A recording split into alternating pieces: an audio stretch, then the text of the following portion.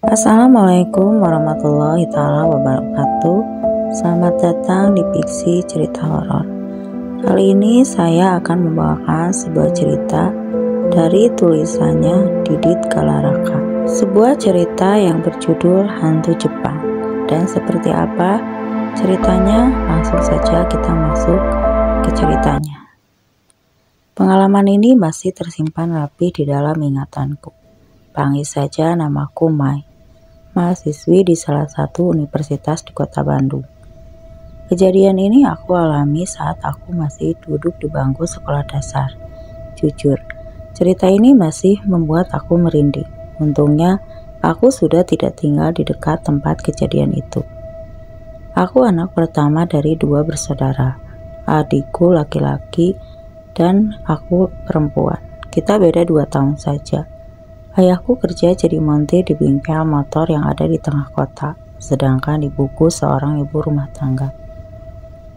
Kebetulan ayahku sering sekali pindah rumah kontrakan, jadi ya aku harus ikut kemanapun pindahnya, dari kontrakan ke satu kontrakan lainnya. Jaraknya memang tidak terlalu jauh sih. Ayah memilih untuk selalu pindah kontrakan karena ada beberapa masalah yang sering dihadapi di setiap kontrakan. Bukan masalah biasa, tapi masalah gangguan gaib. Dari mulai gangguan penampakan kuntilanak biasa sampai gangguan yang agak ekstrim. Contohnya, kita pernah mengontrak di bekas orang yang mendalami ilmu santet. Dukun lah. Ya, mungkin ilmunya yang tertinggal atau dia sengaja menyimpan sesuatu di kontrakan itu. Waktu itu gangguan di rumah ekstrim sekali. Dari suara tangisan perempuan di setiap malam, sosok gede buruk rupa yang selalu ada di mimpi ayahku, yang selalu minta ayahku untuk cepat-cepat pergi, sampai barang-barang di dapur terlempar dengan sendirinya. Ayahku memang agak sensitif sama hal-hal yang seperti itu, dan mungkin kesensitifannya itu turun kepadaku. Tapi tidak dengan ibuku, dia biasa saja, tidak sensitif sama hal mistis. Aku menceritakan ini sambil sesekali bertanya kepada ayah, apa alasannya kenapa selalu pindah kontrakan, dan memastikan beberapa rentetan kejadian mistis yang dialami. Aku mengalami kejadian ini waktu aku pindah ke kontrakan yang kelima. Lokasi kontrakannya ada di sebuah jalan gang yang tidak terlalu kecil, tapi gangnya juga tidak terlalu besar. Sedanglah, sampai kanan kontrakanku yang ini adalah rumah yang punya kontrakan, dan samping kirinya ada benteng sebagai pemisah antara pemukiman warga sama sawah. Kontrakan ini adanya di ujung jalan gang yang buntu. Tepat di depan kontrakanku ini ada rumah gedung yang tampak tidak terurus. Semak belukar sudah meninggi merambat ke atas pagarnya. Cat di rumah itu juga warnanya pucat dan sudah terkelupas semua. Dibilang kosong sih tidak, soalnya aku selalu melihat ada ibu-ibu yang suka bersih-bersih halaman di depan rumah itu setiap pagi, dan ada satu bapak-bapak yang selalu duduk di atas kursi goyang di pojokan rumahnya yang selalu menatapku sambil matanya agak berkaca-kaca. Aku betah sekali tinggal di kontrakan ini karena suasananya yang adem dekat dengan pesawahan. Layaknya anak SD lainnya, di hari libur aku selalu mengisi kegiatan dengan bermain bersama teman-teman sebaya. Walaupun selalu pindah kontrakan, teman-temanku tetap itu saja sih. Soalnya sesuai yang aku ceritakan di awal, kontrakan satu ke kontrakan lainnya jaraknya tidak terlalu jauh. Aku suka bermain di rumah temanku yang namanya Ira, bareng teman-teman yang lain. Ada Meti dan Hera. Mainan di rumahnya banyak sekali. Biasanya anak perempuan-perempuan itu kan, apalagi mainannya kalau bukan boneka-bonekaan. Ya, pasti mainannya masak. Dulu tidak ada TikTok, tidak seperti zaman sekarang. Ya iyalah, zaman dulu memang seperti itu. Hari itu hari Minggu, aku habis bermain dari rumah Ira sekitar habis asar. Pas aku mau sampai ke rumah, aku melihat bapak-bapak yang biasa duduk di kursi goyang di rumah gedung itu, sekarang ada di depan gerbang rumah itu. Dia sedang berdiri, perawakannya biasa saja, tidak pendek, tidak tinggi. Badannya agak kurus, kulitnya putih. Umurnya sekitar 50 tahunan. Dia memakai kaos oblong warna putih, bawahan celana selutut, namanya Pak Oki. Dia terus menatap ke arahku.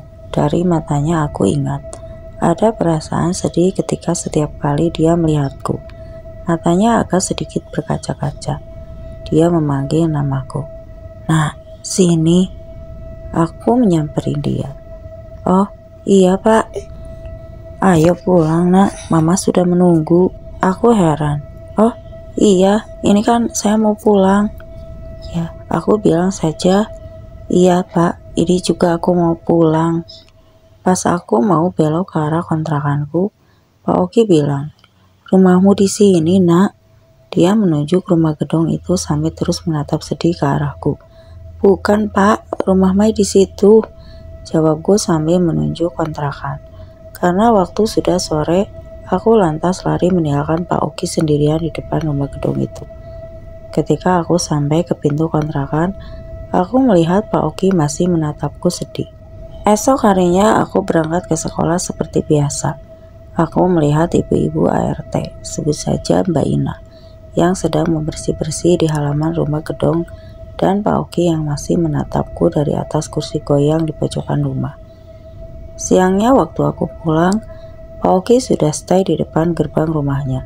Dari jauh dia tetap menatapku sedih. Pas aku lewat tepat di depan dia, Pak Oki langsung lari ke arahku, terus memelukku erat-erat. Sambil sesekali dia ngomong, "Sudah lama ayah nunggu, ayo nak kita pulang, mamamu sudah menunggu di rumah." Aku keheranan sambil menahan rasa sesak dari pelukan Pak Oki. Aku berontak dan merasa kalau Pak Oki ini adalah orang gila. Aku langsung lari ke kontrakanku, pintu langsung aku tutup lagi. Ibuku yang ada di dapur heran melihatku buru-buru masuk rumah. "Kenapa Mai?" Itu Bu, ada orang gila tadi meluk-meluk Mai." Ibuku lalu keluar rumah dan dia tidak menemukan siapa-siapa. "Mana? Gak ada siapa-siapa. Mungkin orang gilanya udah pergi." Aku melihat keluar dan memang Pak Oki sudah tidak ada di sana. Di kursi goyangnya pun sudah tidak ada. Singkat cerita, hari Minggu paginya aku berniat main lagi ke rumah Ira. Di sana, aku cuma melihat Mbak Ina. Aku tidak melihat Pak Oki. Penasaran, aku memperhatikan di sekitar kursi goyangnya dan memang Pak Oki tidak ada di sana. Mbak Ina yang melihat gerak-gerikku, dia menghampiriku ke arah gerbang. "Kamu nyari siapa?" Pak Okinya ada ya Mbak?" Mbak Ina terdiam. Dengan nada sedikit terbata-bata, dia bilang, "Ayo ikut Mbak ke dalam rumah." Karena penasaran aku mengikuti saja. Di dalam rumah itu banyak sekali pernak-pernik hiasan yang dipajang di lemari pajangan. Di dinding rumah itu juga banyak foto-foto. Di sana ada banyak foto keluarga Pak Oki dan ada salah satu yang menarik perhatianku. Ternyata ada yang memajang foto satu anak perempuan seumuranku waktu itu, yang mirip sekali denganku. Aku spontan bertanya ke Mbak Ina, "Mbak, itu siapa?" sambil menunjuk foto anak kecil itu. Mbak Ina menjawab, "Itu Cika, anaknya Pak Oki satu-satunya." Mbak Ina menjelaskan sesuatu yang membuatku kaget sekaligus membuatku tahu alasannya. Kenapa Pak Oki sifatnya seperti itu padaku. "Jika hilang," kata orang, "dia diculik dan sampai sekarang belum ditemukan. Semenjak Jika hilang, Pak Oki selalu melamun di atas kursi goyangnya di depan rumah." Mbak Ina bilang, kemarin hari tingkah Pak Oki makin aneh. Kadang dia mengobrol sendiri. Seketika menangis, terus tertawa. Ya, berarti anggapanku benar. Pak Oki kini gila. Aku sama Mbak Ina sudah sampai di belakang rumah.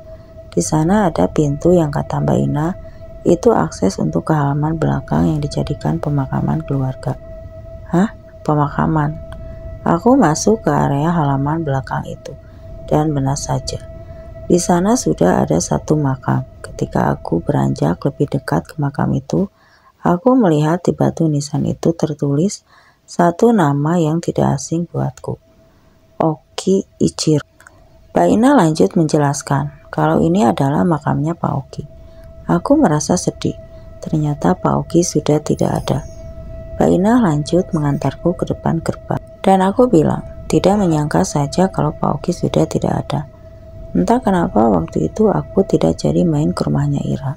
Mungkin terlalu kaget melihat kenyataan kalau Pak Oki sudah tidak ada. Tidak terasa waktu sudah jam 5 sore. Ibuku tanya, "Kamu dari mana saja, Mai?" "Itu, Bu, dari rumah depan. Ternyata Pak Oki sudah meninggal ya, Bu. Tadi Mai dianterin Mbak Ina melihat makamnya di belakang." Mendengar penjelasanku seperti itu, ibu kaget sekali. "Pak Oki, Mbak Ina, siapa mereka?" Sambil meminum, aku dengan polosnya menjawab, "Itu tetangga kita yang rumahnya di depan, Bu. Ayahku yang baru saja pulang, baru sangat masuk ke dalam rumah." Ibuku memberitahu ayah yang aku alami tadi. Tanpa basa-basi, ayahku langsung tutup pintu terus dikunci. Ayahku menjelaskan sesuatu hal yang tidak masuk akal di benakku. Aku disuruh duduk berhadapan dengan dia. Ayahku bilang, apa yang aku lihat di rumah depan, orang-orang itu semua sudah tidak ada. Tidak ada. Tapi Mai lihat Mbak Ina ya. Kemarin-kemarin juga Mai lihat Pak Oki. Cuma Pak Oki sudah meninggal. Tadi Mai dikasih lihat makamnya sama Mbak Ina. Iya, memang benar. Pak Oki sudah meninggal, tapi dia meninggal sekitar 16 tahun lalu. Dan Mbak Ina, dia juga bukan manusia, tapi dia adalah kuntilanak penghuni rumah itu. Tapi dia baik, gak ganggu kayak kuntilanak merah yang ada di kontrakan kita yang dulu. Seperti tersambar geledek, aku kaget mendengar kenyataan seperti itu. Kebetulan sebelum pindah ke sana, ayahku tanya-tanya dulu sama warga sekitar, karena dia takut ada gangguan lagi seperti di kontrakan sebelum-sebelumnya. Jadi dia tahu semua kejadian yang ada di sekitar sana dari warga sekitar. Ayahku lanjut menjelaskan, Pak Oki itu orang Jepang asli, tapi dia sudah lama tinggal di Indonesia dan menikah dengan perempuan Indonesia. Dia tinggal di rumah itu. Dia juga punya anak perempuan satu-satunya yang katanya anak itu hilang karena diculik. Namanya itu Cika. Dari kejadian hilangnya Cika itu, Pak Oki memang selalu duduk di kursi goyang, sambil kadang-kadang meracau sendiri, sampai akhirnya dia stres dan gila. Istrinya selalu mengurus Pak Oki dengan kasih sayang, dan istrinya setia sampai Pak Oki meninggal dalam keadaan kondisinya yang begitu. Istrinya terpukul sekali. Setelah kehilangan anaknya, dia kehilangan suaminya juga. Dia memutuskan menjadi halaman belakang rumahnya sebagai pemakaman untuk Pak Oki. Istri Pak Oki memutuskan pulang ke kampung halamannya di kota Garut. Katanya di sana dia sudah memulai hidup yang lebih baik. Mendengar itu semua, aku mendadak lemas karena aku tidak percaya dengan apa yang aku lihat dan aku alami. Ternyata selama di kontrakan itu, apa yang aku lihat setiap pagi, orang-orang itu kenyataannya sudah tidak ada. Dan ternyata apa yang aku lihat itu dilihat juga sama ayahku.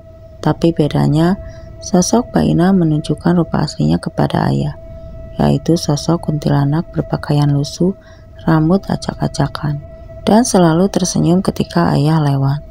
Ayahku memang menyimpan itu semua supaya kita, anak dan istrinya tidak takut, karena memang kuntilanak itu tidak mengganggu.